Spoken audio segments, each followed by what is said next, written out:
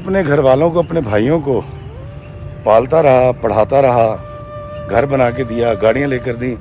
جب سے ان کی شادیاں کی ہیں وہ اپنی بیویوں کے پیچھے لگ گئے ہیں۔ جو کچھ ہٹی اندر ہوئے اویو دوے بیچارہ، کتھوں لے آوے لال محمد کولے ویچن والا۔ اور وہ کال آئی اٹلی کے شہر ناپولی سے۔ یا آپ گندم والے کے پاس جائیں اور اس سے کہیں کہ مجھے 1 پاؤ چاندی چاہیے، مل سکتی ہے؟ کبھی نہیں مل سکتی۔ اپنے کچھ چیلوں کے ساتھ سفر کر رہا تھا، جنگلوں سے گزر رہا تھا۔ سب چیلوں نے یک زبان ہو کے کہا کیونکہ ڈسنا سانپ کی فطرت ہے۔ اور سخت سردی کی وجہ سے ایک شیشناگ سکڑا ہوا پڑا تھا اور قریب المرگ تھا۔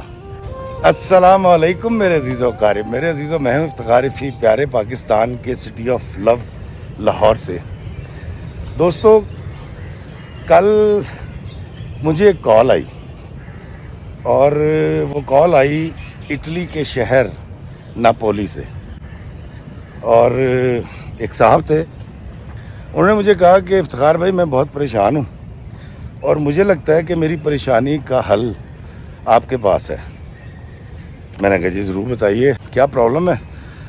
تو ان صاحب نے بڑے غصے اور بڑی تیش کے ساتھ مجھے بتایا کہ جی میں یہاں سیٹ ہوں، ناپولی کے اندر میرا بزنس ہے۔ میں پیچھے اپنے گھر والوں کو، اپنے بھائیوں کو پالتا رہا، پڑھاتا رہا، گھر بنا کے دیا، گاڑیاں لے کر دیں۔ جب سے ان کی شادیاں کی ہیں وہ اپنی بیویوں کے پیچھے لگ گئے ہیں۔ اور میں نے اس سارے سلسلے میں بڑی سٹرگل کی، بڑی محنت کی ہے۔ میں نے اپنی شادی نہیں کی لیکن اپنی بہنیں بھی آئیں، بھائیوں کو سیٹل کروایا۔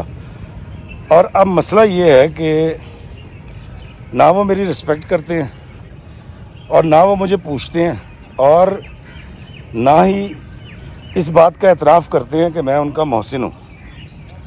تو میں نے کہا تو آپ کیا چاہتے ہیں اب؟ کہتا جی مجھے اس کا جواب چاہیے کہ ایسا کیوں ہوا میرے ساتھ۔ تو جب میں نے ان کو بتانے کی کوشش کی کہ ایسا کیوں ہوا تو انہوں نے کہا نہیں افتخار بھائی، آپ نے کرنا یہ ہے، میرا نام لینا ہے، سعد احمد گجر ان کا نام ہے اور وہ اٹلی میں ہوتے ہیں۔ کہتے جی آپ نے ویڈیو کے اندر جواب دینا ہے، جو بھی جواب آپ مجھے دینا چاہتے ہیں۔ تو سعد احمد گجر صاحب، آپ کے سوال کے جواب میں آپ کو ایک کہانی سناتا ہوں۔ بہت پرانے وقتوں کی بات ہے، ایک درویش اپنے کچھ چیلوں کے ساتھ سفر کر رہا تھا، جنگلوں سے گزر رہا تھا۔ اور دراصل وہ درویش ان کے نفس کی نفی کر رہا تھا اور ان کو سکھا رہا تھا کہ اپنے نفس کو قابو کیسے کرنا ہے اور خدمت کیسے کرنی ہے اور خدمت کرنے کے بعد بھول کیسے جانا ہے۔ تو یہ درویش کسی جنگل سے گزر رہا تھا، اس کے ساتھ چیلے تھے، شدید سردیوں کا موسم تھا اور سخت سردی کی وجہ سے ایک شیشناگ سکڑا ہوا پڑا تھا اور قریب المرگ تھا۔ نظر پڑی درویش کی، اس نے اپنے چیلے سے کہا کہ جلدی سے آؤ اور اس ناگ کے ارد گرد آگ جلاؤ۔ تو انہوں نے وہاں سے گھاس پھوس اکٹھا کیا اور اس کے گرد آگ جلائی۔ تو ناگ نے آنکھیں کھولیں، تھوڑا سا مطلب ہوش میں آیا، پھن اٹھانا شروع کیا اس نے۔ اور اس کے بعد جب ذرا بہتر ہو گیا اور اس کی جان تقریباً بچ گئی تو اس درویش نے کہا کہ اس کو دودھ پلاؤ۔ تو ان کے پاس دودھ موجود تھا کیونکہ وہ سفر کر رہے تھے۔ انہوں نے اس کے آگے دودھ رکھا اور شیشناگ نے دودھ پیا تو وہ بالکل ایسے کر کے ہوش میں آ گیا۔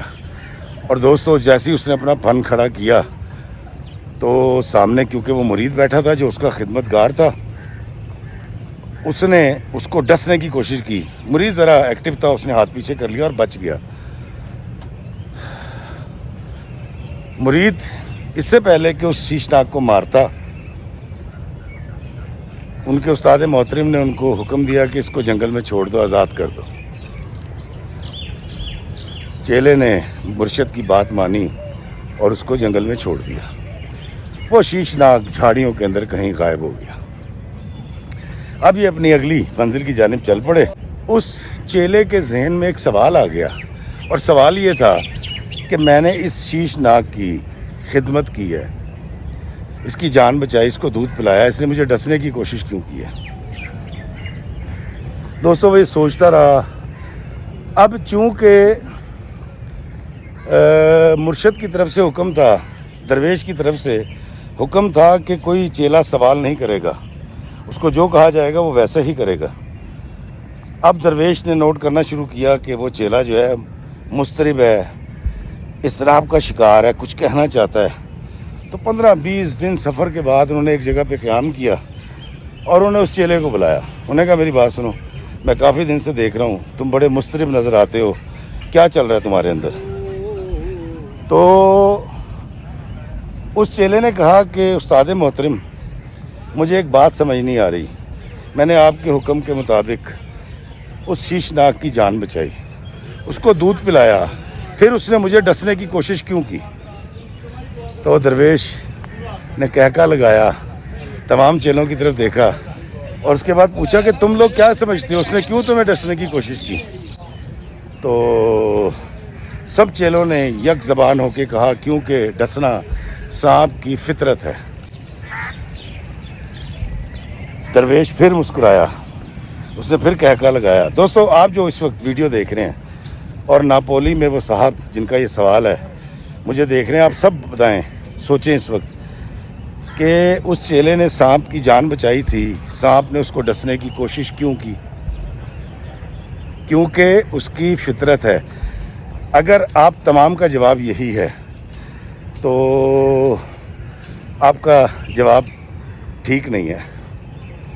دوستو ڈسنا سانپ کی فطرت ہے, یہ کہہ کر ہم سانپ کی خلاصی کر دیتے ہیں, ہم سوچ نہیں پاتے. لیکن جو میں آپ کو بتانا چاہ رہا ہوں یہ بات مجھے بابا جی اشفاق صاحب نے بتائی تھی, یہ واقعہ بھی انہوں نے سنایا تھا. دوستو بابا جی اشفاق صاحب کو ان کے مرشد نے کہا تھا کہ سانپ نے اس چیلے کو ڈسنے کی کوشش اس لیے نہیں کی کہ اس کی فطرت ہے, بلکہ اس لیے کی کہ سانپ کے پاس سب سے قیمتی چیز اس کا زہر ہوتا ہے. اس نے شکریہ کے طور پر اس چیلے کو اپنا زہر دینا چاہا ہے کیونکہ اس چیلے نے اس شیشناگ کی جان بچائی تھی. اینگل بدل گیا آپ کا. دوستو کسی کو اگر معاف کرنا ہو نا تو اس کے 100 بہانے, اور اگر کسی پہ چڑھائی کرنی ہو تو اس کے 101 بہانے ہمارے پاس موجود ہوتے ہیں. دوستو اس دنیا میں انسانیت کا تقاضا یہ ہے کہ ہم ایک دوسرے پہ احسان کریں اور صلہ رحمی سے رہیں. لیکن اگر اللہ تعالی ہمیں یہ توفیق عطا فرما دے کہ ہم کسی پہ احسان کر سکیں, کسی کے لیے راحت پیدا کر سکیں, کسی کے لیے آسانی پیدا کر سکیں, تو اس کا ڈھول نہیں بجانا, اس کا پرچار نہیں کرنا. وہ اوپر بیٹھا ہے, وہ دیکھ رہا ہے اور وہی اس کا اجر دے گا.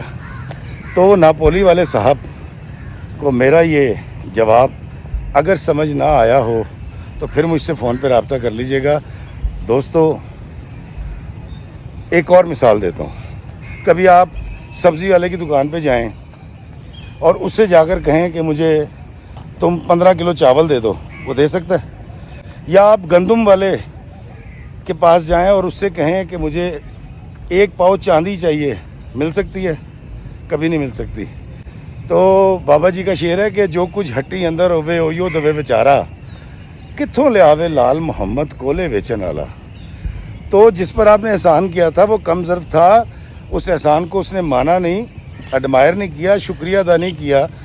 کیوں نہیں کیا؟ کیونکہ اس کے پاس شکریہ نہیں تھا. یاد رکھیے گا جو لوگ آپ سے کڑوا بولتے ہیں ان کے اندر کڑواہٹ ہوتی ہے, دل کی ہٹی میں, اس لیے تو کڑوا بولتے ہیں.